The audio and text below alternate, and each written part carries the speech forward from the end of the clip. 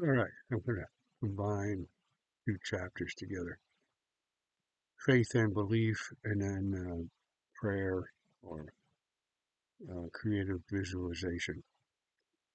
Uh, faith and belief starts out with a little biblical quote, Matthew chapter 17, 14 through 21. When they came to the crowd, a man approached, knelt down before Jesus, and said, Lord, have pity on my son, for he is demon possessed and suffers severely. Often he falls into fire and often into water. I brought him to your disciples, but they could not cure him. Jesus said in reply, O faithless and perverse generation, how long will I be with you? How long will I endure you? Bring him here to me. Jesus rebuked him, and the demon came out of him, and from that hour the boy was cured. Then the disciples approached Jesus in private and said, Why could we not drive it out? He said to them, Because of your little faith. Amen, I say to you, if you have the faith the size of a mustard seed, you will say to this mountain, Move from here to there, and it will move. Nothing will be impossible for you. Now, uh, I just got done making a little video on atomic human potential, where we're composed of atomic energy. We have atomic energy all around us, which unveils the human potential beyond what we know. We, given the potential energy that we are made of, composed of, that we are, and that we are in and around. It's all around us. This atomically charged particles, the Spirit of God. We're children of this omniverse or God, and we can do things. So the potential exists, and even if Jesus says you have faith the size of a mustard seed, which is a very small little seed, you can say to a mountain, move from here to there. Nothing will be impossible for you. Uh, given Jesus was proving that he was calming the seas and raising the dead and raising Lazarus from the dead and healing the sick and seeing into the future and uh, reading people's minds and a bunch of things. But anyway, faith. This is this topic subject on faith. So here we go. I'm going to get rid of the reading, and then I might have a little commentary after, maybe even during. Faith and or belief are valuable tools no matter what your religious or non-religious persuasions are. It can be faith in God, Jesus, Buddha, Krishna, Muhammad, Zarathustra, saints, a higher power, Allah, abundance, leaders, ourselves, our purpose, doctors, athletic goals, modern medicine, home remedies, witch doctors, astrologists, psychologists, psychiatrists, hypnotists, scientists or science, placebos, idols, good luck charms, or any other.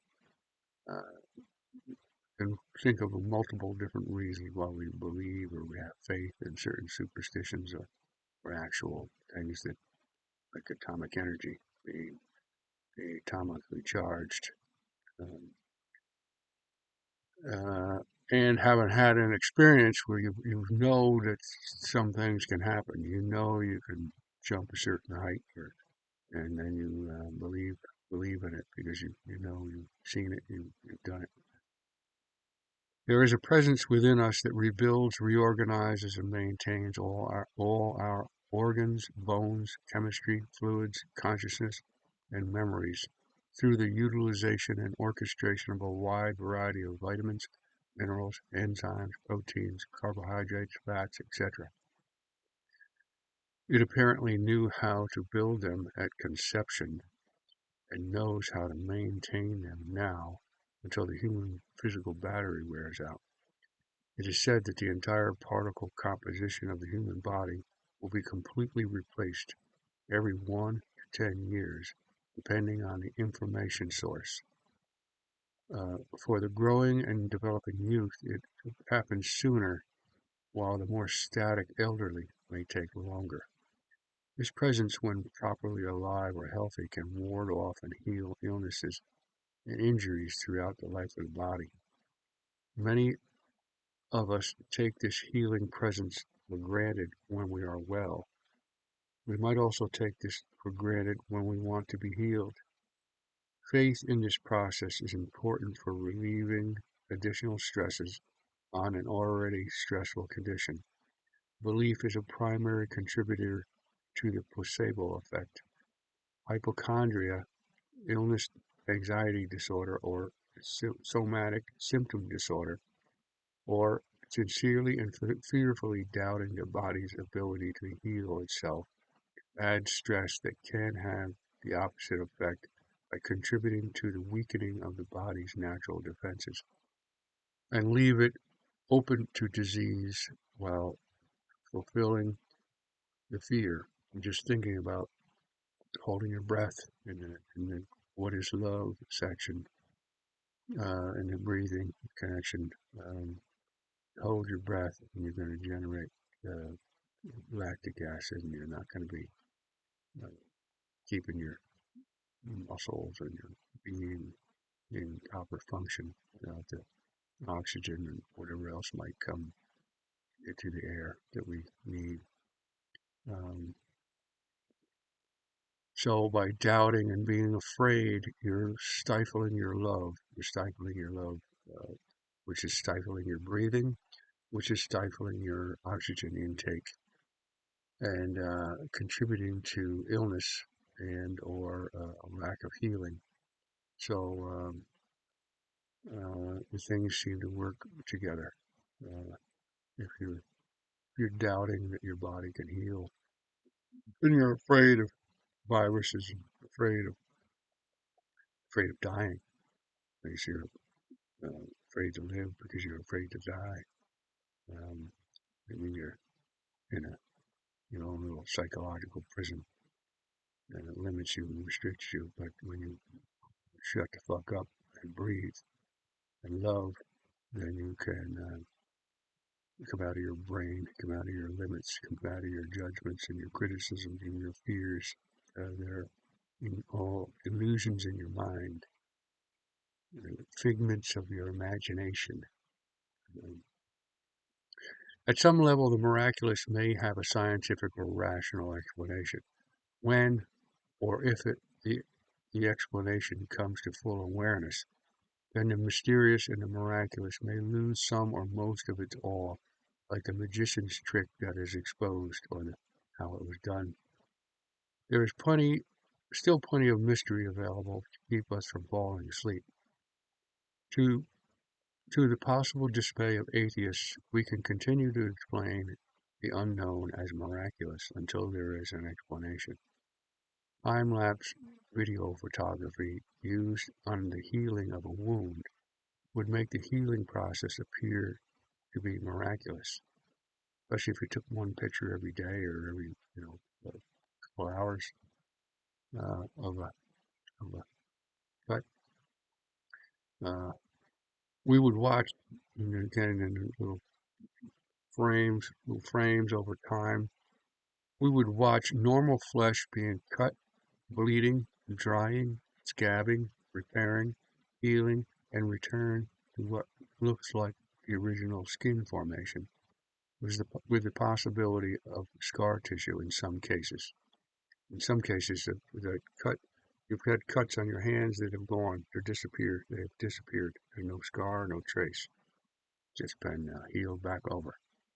In this healing process, we see the persistence of the genetic code of God-given design for the human, plant, or animal involved in the filming, continuously keeping or trying to keep the living thing as it was, is, or is meant to be.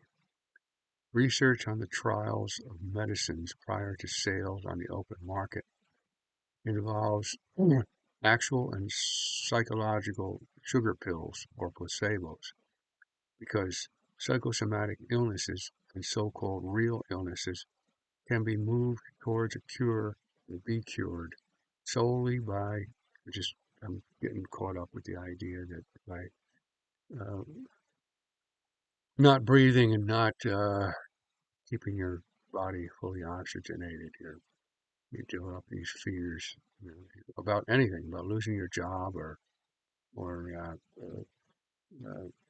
losing something or uh, uh, anything, any kind of fear that comes up, you crop up, and it can stifle your breathing and or create stress and reduce the body's defenses, and then you get ill. You get invaded by something because your body was not able to fend off the, whatever it was that got you. I just got derailed into my own little advancement of thinking, into believing and understanding that love. I don't know if love cures all ills, but certainly feels like it. And if you're breathing and you're getting fully oxygenated, your body has the best chance of resisting and warding off foreign invaders that can come in and give you a cold or a flu or some whatever. Uh, anyway, I'm going to go double back. Research on trials of medications prior to sales on the open market involves actual and psychological sugar pills or placebos, because psychosomatic illnesses and so-called real illnesses can be moved towards a cure or be cured solely by the influence of faith and or belief, even in scientific settings. A percentage of this placebo control group will recover just by believing in the illusion of authentic medicine. Percentage of the control group taking the actual medicine will not recover because of lack of belief, among other variables. Faith and belief play major roles in reducing mental and emotional stressors, such as fear and doubt, that work against the body's inherent ability to heal, balance, and defend against foreign invaders and injuries. Commercials by pharmaceutical companies that give graphic descriptions of illnesses along with language that lends itself to psychosomatic fear and doubt are to be monitored and, if necessary, banned or restricted, because of the reverse placebo effect of creating or manifesting an illness that was not there, or reinforcing those that are. Hypochondriacs and others that are easily misled through toxic subliminal messages are more likely to be affected to a greater degree.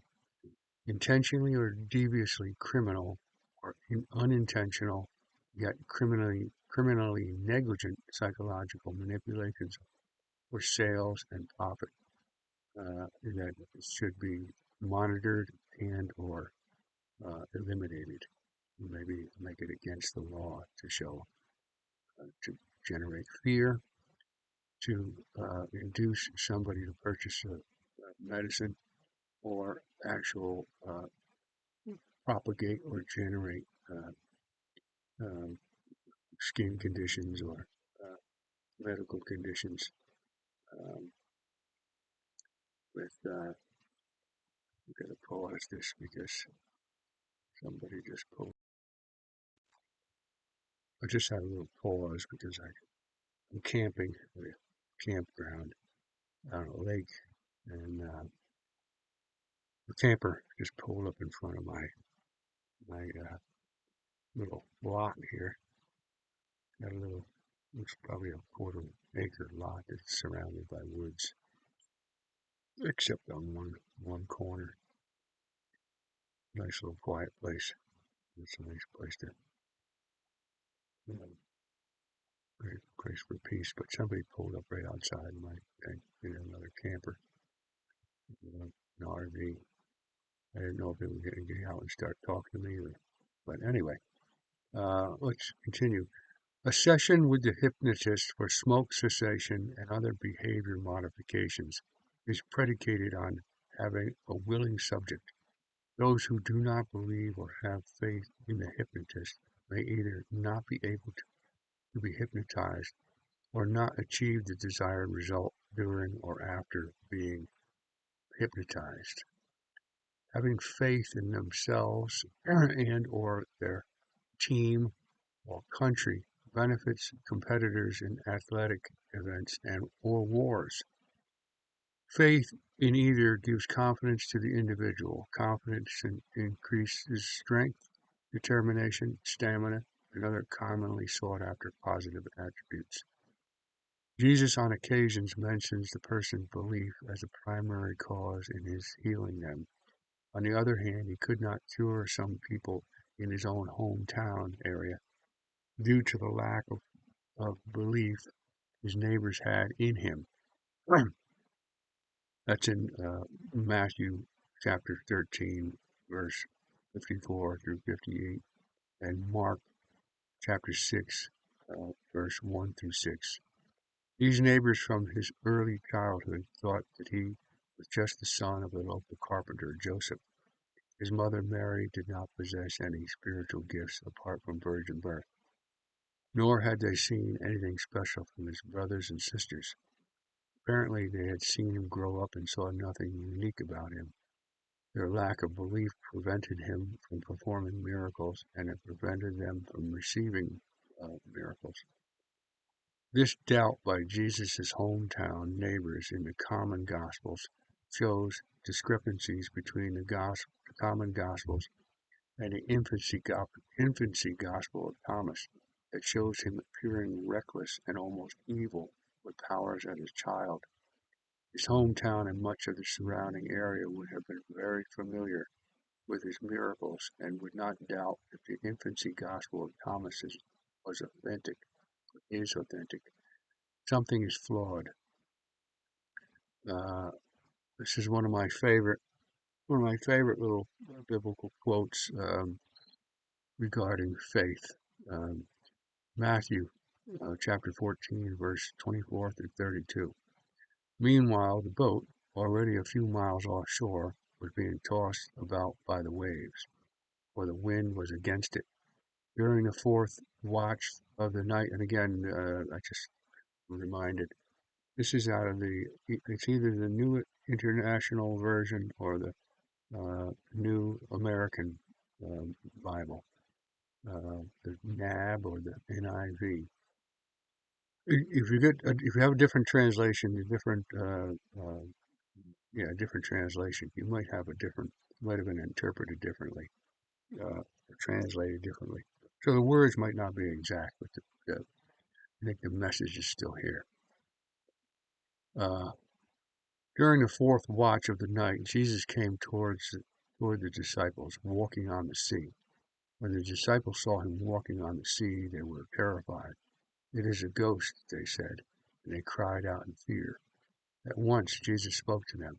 "Take courage, it is I. Do not be afraid." Peter said to him in reply, "Lord, if it is you, command me to come to you on the water." He said, "Come." Peter got out of the boat and began to walk on the water towards Jesus. But when he saw how strong the wind was, he became frightened and began to sink. He cried out, "Lord, save me."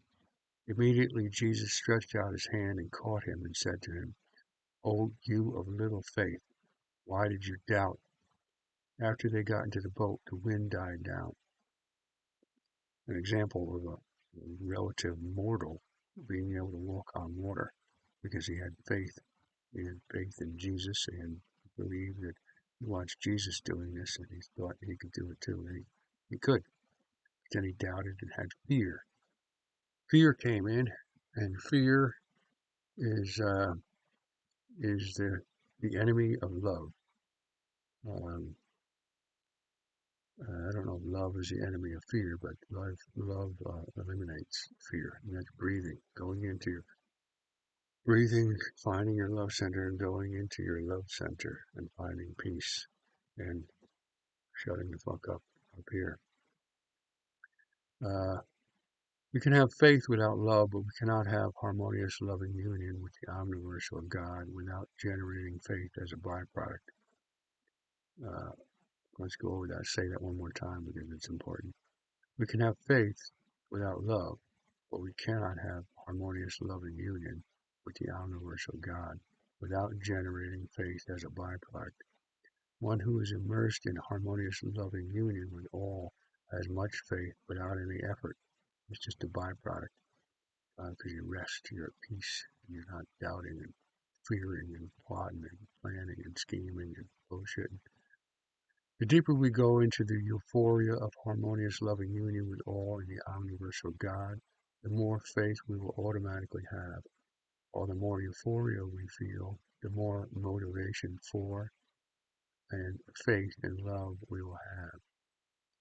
Even irrational or false beliefs in life and its unanswerable questions can pacify the inquiring and doubting mind enough for an individual to turn or return their attention to fulfilling their instinctive drive for harmony.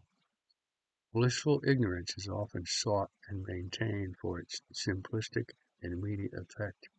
There are many things that knowing, not knowing, or falsely believing will have no effect on a person's ability to harmonize with their instinctive drive and satisfaction of harmony, their instinctive drive uh, and satisfaction of harmony, or instinctive drive for satisfaction uh, and harmony and love. And as in media-driven social engineering, propaganda, hysteria, and hypochondria, there are some things that are better not known or heard, because you could be being conned and manipulated into panics, like Orson Welles' little radio show. We had people apparently jumping off the buildings because they thought the aliens were coming, or the war was going.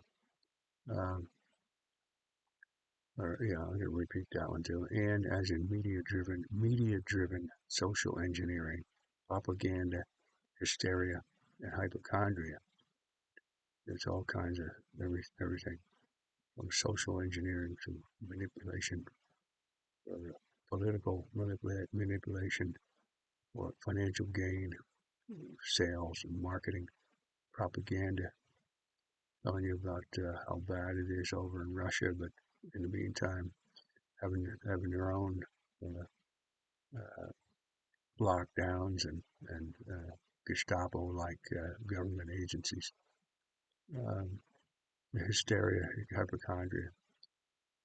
There are some things that are better off not known. We're also limited by what we think is possible. With the amount of atomically charged spiritual energy available in us and around us, miracles could be commonplace. In this rich field of atomically charged energy that we are and are one with, I had this in it. I specifically had a chapter on the atomic human potential. But having faith, this is one of the things I was thinking about when I did that video, was that having faith in the atomic energy that we are and are part of, and having faith in our creator and sustainer, whether it's the omniverse or God, both, to me, they're both the same. God is the omniverse. The omniverse is God for the atheist or the agnostic or the believer. And it's all atomically charged. Uh, but believing it, knowing about it, and understanding that it exists can generate faith, and faith in the ability to perform miracles and be able to walk on water like Peter was doing. Uh, Faith and belief. Um, so if Peter could walk on water, then there's something going on that uh, with the human, the gravity, anti-gravity, is one of my dad's favorite things, fascinations. He thought that if you could reverse the polarity of gravity, kind of like trying to put two two similar poles of a magnet together that they don't go together. You kind of reverse. You can reverse the polarity. You could be walking, floating in the air, or floating. So anyway, let me get back in here. In this rich field of atomically charged energy that we are and are one with, we may be able to do many of the things that few people believe possible. Heal the sick, heal ourselves, walk on water, leap tall buildings in a single bound, send and receive messages telepathically, create as our Creator creates, live forever, and many additional possibilities that may only be limited by our own imaginations, uh, faith, and or belief. The frontier of the mysterious or miraculous is a wide open dimension with much current and future potential. Loving all, with all your faculties, in the omniversal God immerses us into the deepest faith possible. Uh, and then I wanted to include, because it's a similar type of thing, prayer is another chapter, small chapter. Prayer, creative visualization. Prayer for the religious or visualization for the rationalists is a means to communicate with the omniversal God. If we can clearly visualize something we want and remain committed to this vision without losing sight of it for several hours to many years, depending on the individual's intensity and clarity of vision, coupled with simplicity of the request and the amount of faith and belief in this process, along with a lack of creative dissipation to work, stress, addictions, excessive male sexual release, negative mental and emotional states, etc., it will happen. I've experienced this where I visualized something and the exact same thing happened.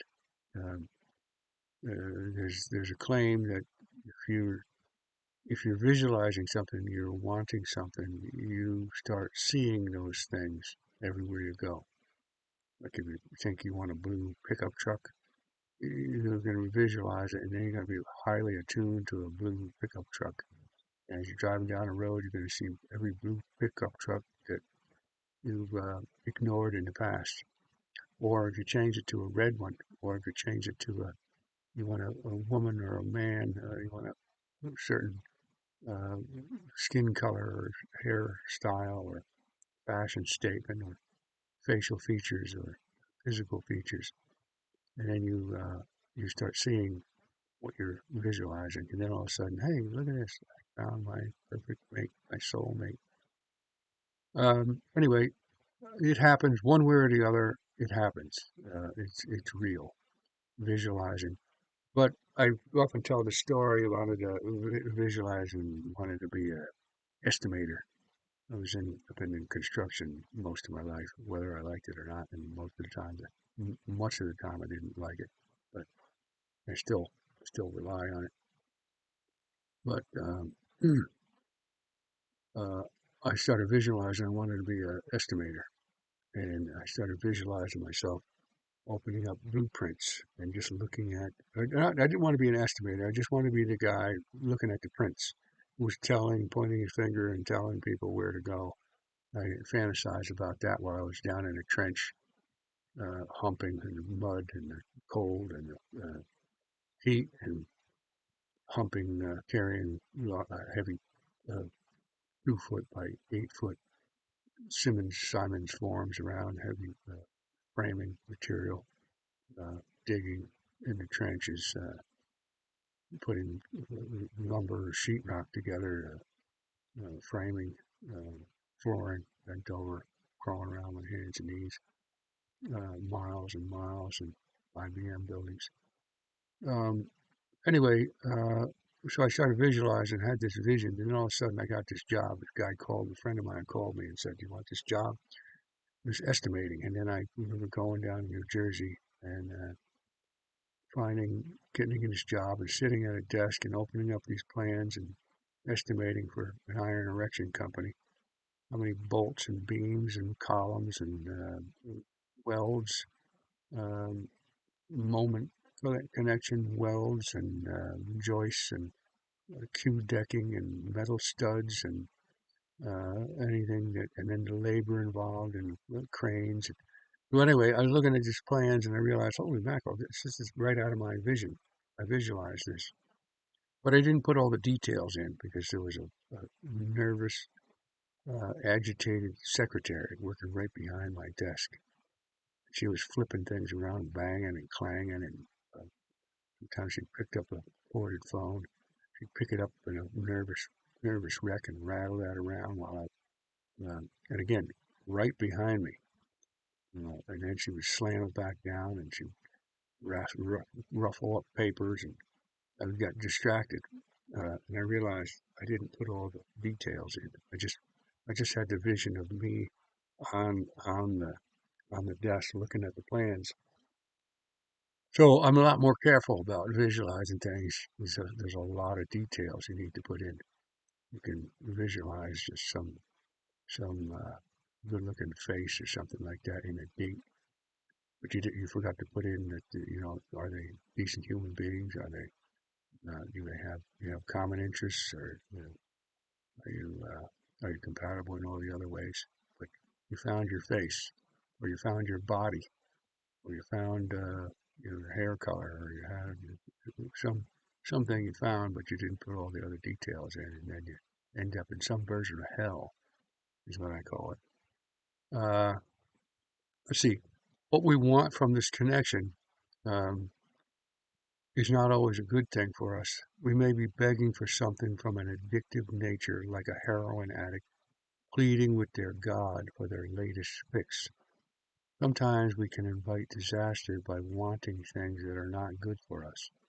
When we get something we ask for and it turns out, oh, I wrote this in here, and it turns it into some version of hell, this is a sign that we did not really know what we wanted, or that we did not include all the details in the vision that were needed for a proper individualized fit. Be careful what you visualize, pray for, but try it. It works. Even if you get something that you wanted but ended up regretting it, you will have learned that you have an amazing connection and creative ability with the ever-present atomically charged omniversal energy or spirit of God. All right, so that's that. The next chapter is forgiveness, and I'll make a separate video about that. But having belief, there's scientific evidence that belief pays off, matters. Uh, and it's used in athletic events, it's used in battles, war, it's used in corporations, it's used everywhere to have faith in your product, to believe in what you're doing, to have faith in the placebo. Again, they wouldn't, the scientific study of a medicine would not include placebos unless they knew, or if they didn't know, um, that, or unless they knew that believing in a product, believing in even imagining that you're taking a real medicine that's designed to cure polio or cure whatever it is. Um, if you believe in it, there's going to be a certain amount of people that will be uh, will be healed by a placebo, by a sugar pill. And again, as I've said before in the writing there are people who um, won't be cured by a legitimate medicine, if there is such a thing, that because they don't believe, they don't have faith, they doubt, they have fear, they have drama, they miss out on this thing. So belief, um, in particular, believe. You can believe in Santa Claus. You can believe in a liar, a cheat, a thief, a lying, cheating hoe. and then you're going to get, you gave belief into something that was faulty. You can get burned by believing in people, places, and things that are illusions or false. False. Invest in a certain product, and you've been misled, misguided into that investment, and then it turns out that it crashes. Or even if it was, malicious intent, devious intent, or it wasn't. It was just an accident. Somebody firmly believed in what they had to say or do, but then the next thing you know, they couldn't, or the product couldn't, or this couldn't fulfill the the hype that was propped up around it, or it was propped up by. Um, so anyway, faith is very important, but having faith in yourself, having faith in atomic energy, having faith in God, having faith in your body's ability to heal itself, having faith, breathing, loving, shutting the fuck up, um, and stop all the judgments and like the Garden of Eden story. We eat from the tree of life, of love, tree of love and life, and get out of uh, the fruit from the tree of the knowledge of good and evil, which gives you the ability to judge things and be critical of things. So let's stop all that nonsense. Let's fall in love with our Creator. There's a being running 99% of our bodies, and I use the number 99%, but it's probably more than 99%. Our body actually is 100% being run by something else. We can contribute to its health by eating better, sleeping better, thinking better, living better, um, uh, but we're not. We can just contribute. We're not responsible. There's a being within us that came from somewhere. We were born, raised, and something else has been performing all the growth and regrowth and healing and correcting and orchestrating. There's a big orchestra of vitamins, minerals, nutrients, chemicals, uh, oxygen, and intake, and carbon dioxide outtake, or exhaling, inhaling, exhaling. So anyway, uh, that being within, trusting and believing that you're here for a reason, or that your Creator created you, breathing, going into your love center and finding peace with your world, finding harmony, finding euphoric harmony with your world um, is important. And in doing so, there's another benefit. It's a fringe, uh, an extra benefit from falling in love with God in all things. The omniversal God who's omnipresent, who's all around you, including in you, outside of you. You are part of God, part of the omniverse. But falling in love, having that be your number one love relationship. You can share that with your lover, uh, but the primary, you can see God in your lover, and treat your lover as a child of God, and you can channel the love that you're feeling from within. But being independent of the other is important for total freedom. You want the most freedom. You want to go into your love center and find love. Get out of your head, because that's loaded with all kinds of limitations and restrictions and fears and conditioning uh, that limit you.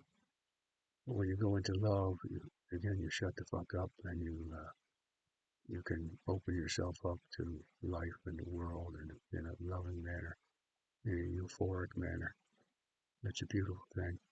Um, I would say it's the most beautiful thing on the planet for a human to immerse themselves and fall in love with their Creator, who's everywhere. So you're in love everywhere you go, 24 hours a day. even in your dreams, you're in love because that's who you're becoming. Is a child of love, a child of God, child of the omniverse, and with that, you're automatically going to have faith. And the more love you have, and the more you enjoy being in love, the more faith you're going to have, and the less fears and dramas and anxieties and jealousies and insecurities and all the other toxic crap. So let's do it. Let's fall in love with God with all our heart, mind, soul, and strength, and all our body and soul and every other part of our being. Let's make ourselves, turn ourselves into a love children, love beings, all love. All right, later. I think I'm going to start doing this thing I did with my dad. Um, Peace, love, victory, and more love. So, all right, there we go.